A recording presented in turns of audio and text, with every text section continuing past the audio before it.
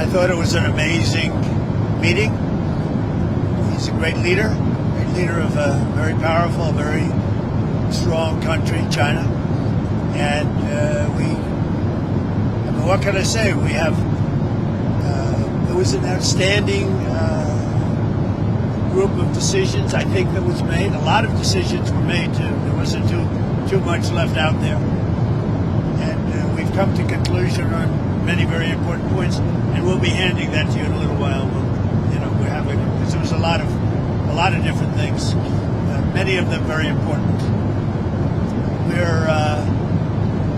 We're in agreement on so many elements, large amounts, tremendous amounts of the soybeans and other farm products are going to be purchased immediately, starting immediately. If you notice, President Xi authorized yesterday for China to start, did you know that, right? China to start buying in very large quantities of soybeans and other things, which I appreciated. That was a very nice gesture.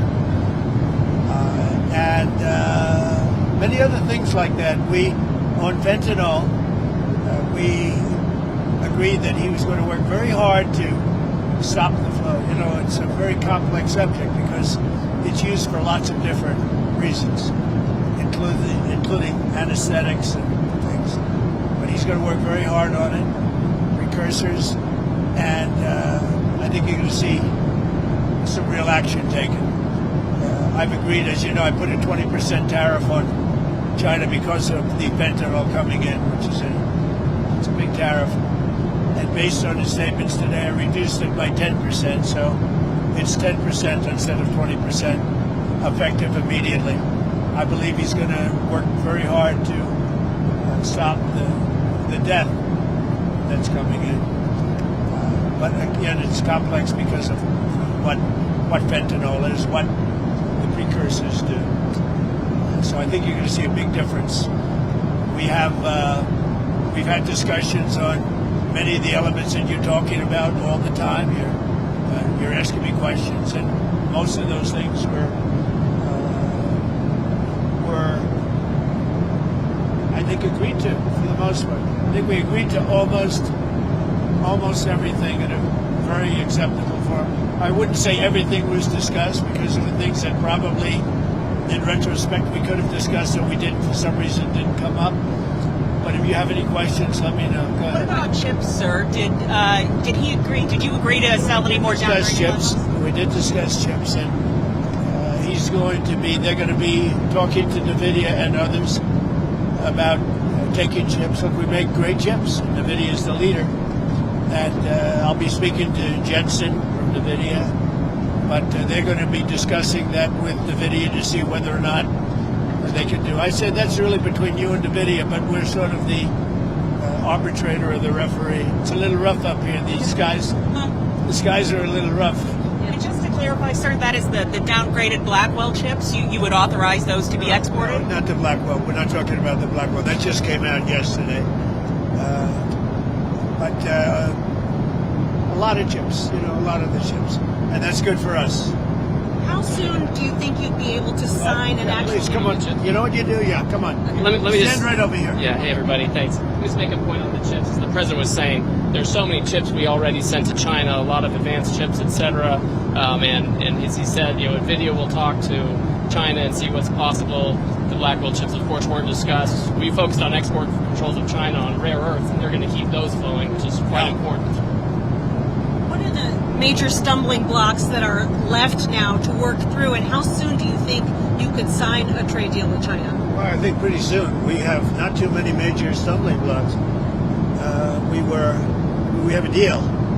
Now, every year we'll renegotiate the deal, but I think the deal will go on for a long time, long beyond the year. We'll negotiate at the end of the year, but all of the rare earth has been settled, and that's for the world. I mean, worldwide. This, I guess you could really say this was a worldwide situation, not just the U.S. situation. So we continue to produce the rare earths and buy the rare earths and everything else, when you see from other countries. But China is that whole situation, that roadblock is gone now. There's no roadblock at all on rare earth. That will hopefully disappear from our vocabulary for a little while. So And what will is that a 1-year pause on the policy they announced? It's a 1-year agreement, and we'll extend it after a year. And what will like we do. It's a 1-year deal that will, I think, be very routinely extended as time goes by. To what will to your be new totally tariff- clear, they're not going to impose the rare earth controls that they proposed. President Trump and President Xi came to an understanding on that point. What will your new tariff rate on China's goods be once you It's the sign the same, deal? other than what the tariffs remain exactly the same. 55%. It's about it was 57, now it's 47 And how long? because we reduced it by the fentanyl, and because I believe they are really taking strong action. We've already seen the action on fentanyl, and they're taking very strong action. So we reduced to 10%. So that November date is gone when it was going to go up again. Yeah. Okay. That's right. So That's all. on fentanyl, they've agreed there are a variety of precursors. You may recall that actual fentanyl was scheduled by China in the president's first term successfully. There's certain precursors where they take whatever actions they need to control that. If they can control rare earths, we know they can control the precursors. And President Xi, I think, was very strong in saying he was going to enforce those laws internally. And of course, we'll watch that. And we'll He's work going to with be them. very strong in enforcing the fentanyl, everything having to do with fentanyl and regulations internally, including taking very strong measures against those that don't obey. And a variety of other tariffs still remain. Section 301 tariffs from the original, a variety of Section 232 tariffs. Some of these tariffs are, as the president mentioned, around 40%. For some individual products, it may go up to 100%, but as a general matter, it's about 45, 47%. So, sir, it sounds like you might be going to China then after the successful Yeah, meeting. that's another thing we agreed. I'll be going to China in April, and he'll be coming here sometime after that, whether it's in Florida, Palm Beach, or Washington, D.C. Did you read anything on the shipping fees, the 301 shipping investigation? Well, that's been So we're going to postpone that while we negotiate with them about that issue. We're trying to rebuild shipbuilding. The Cranes just agreed to invest $150 billion in shipbuilding, so we think we have a good path forward. but that's no longer an issue. Did the war in Ukraine or Taiwan come up? We discussed that, and we discussed basically these are rough winds in Asia. I must tell you, this is a rough flight. We could have waited an hour, maybe. This is a little tough. These are tough conditions for interviews. You know, they're going to be watching Trump. They're going to say he didn't look too good. He's got the shakes. I don't have the shakes, but people are going to think I do. You're pretty solid. So Ukraine, it came up. Yeah, it did come up. Ukraine came up very strongly. We talked about it for a long time, and we're both going to work together to see if we can get something done. We agree the sides are, locked in and fighting, and sometimes you have to let them fight, I guess. Crazy. But he's going to help us, and we're going to work together on Ukraine. There's not a lot more we can do. The oil, he's been buying oil from Russia for a long time. It takes care of a big part of China. And, I can say India's been very good on that front. But we didn't really discuss the oil. We discussed working together to see if we could get that war finished. It doesn't affect China. It doesn't affect us. And I'd like to see it done on the basis. I don't like to see 6, 7, 8,000 young people, mostly young people, for the most part soldiers, be killed. It's not costing us anything. In fact, we make money, and I don't even want to talk about making money. I don't care about making money in that case. But, we send weapons to NATO. They buy full price. They buy the weapons. They give them to whoever, but I think they give them probably to Ukraine for the most part. And we discussed it. We discussed all that. We're going to work together to try and get the war with Russia and Ukraine solved. What about the Taiwan issue, sir? It never came up. Taiwan never came up. It was not discussed, actually. What else didn't come up that you thought might come up? You had mentioned you didn't get to everything. We had a long meeting, as you know, but a lot of things we discussed in great detail. A lot of things we brought to finalization. A lot of finalization. I thought it was a great meeting. I think it was a very friendly meeting. It was a good meeting for two very large, powerful countries. And that's the way we should get along with the large, powerful. Why did you write your Truth Social about nuclear testing? What What about resuming nuclear testing? What prompted you to do that right before the meeting? It had to do with others. They seem to all be nuclear testing. Russia? We have more nuclear weapons than anybody. We don't do testing. We've halted it many years ago.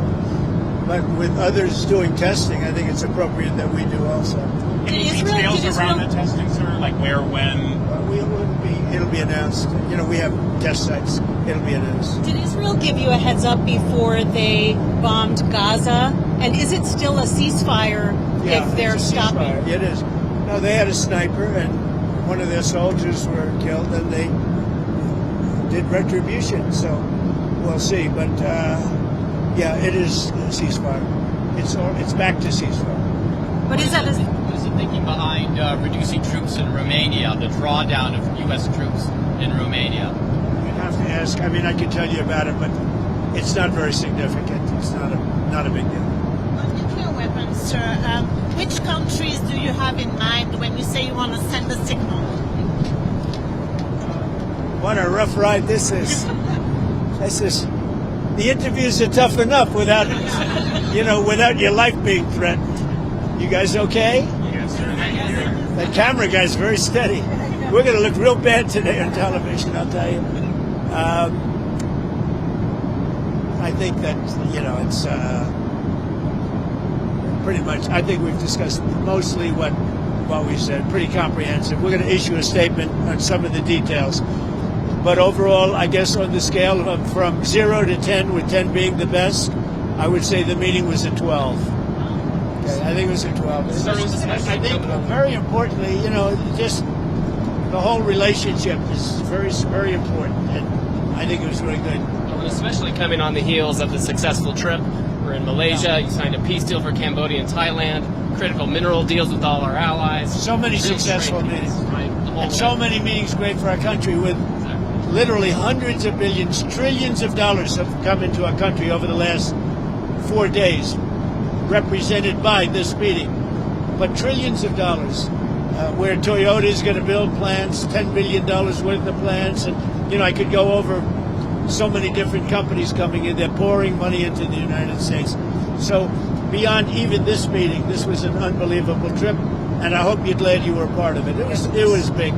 Did you Every country, Japan, I mean, you look at South Korea, Japan, and so many other countries that we met there, they're investing tremendous amounts of money in the United States, like money that we've never seen before. Did you discuss investments from China in the U.S., additional investments, anything like that? They have investments, and they will invest. And China, I think they feel very strongly. They congratulated me on the tremendous success that we've had, because there's never been a country that has had so much money come into it for purposes of investment, for building, for auto plants, for AI, etc. So he was very strong on congratulating me for that. But you didn't commit to any additional investment or We outflow. didn't really discuss it, but he would. Did you ever get through to Kim Jong-un about setting up a meeting? Does he have a phone? We never were able to talk because I was so busy. And really, this is why we came. I think it would have been maybe disrespectful to the importance of this meeting if we did that. So I'd come back with respect to Kim Jong-un. I'd come back if it was. What do you want to talk about with him? I had a great relationship with Kim Jong-un. I think if I didn't get elected, you would have had. If Hillary Clinton came in at the time, who he doesn't like too many people other than me. If you want to know the truth, I think you would have had a big war. Could have been a very bad war too. Sir, with the nuclear announcement, just one more on the nuclear announcement. Do you worry that we're entering a more risky environment when it comes to nuclear issues? No, I don't think so. I think we have it pretty well locked up. But we have more than anybody. But I see them testing. I say, well, if they're going to test, I guess we have to test. I'd like to see a denuclearization because we have so many, and Russia has some. Russia's second, and China's third, and China will catch up within 4 or 5 years. I think de-escalation would be, they would call it denuclearization, would be a tremendous thing. And it's something, we are actually talking to Russia about that, and China would be added to that if we do something. Thank you all. It was a great success. It was a great honor. I mean, he's a tremendous leader of a very powerful country, and I give great respect to him, and we appreciate the fact that he came for this meeting. Thank you very much. Thank you, sir. Anything on Canada? Anything on Canada? We had a very nice conversation with him last night. We really did. Thank you.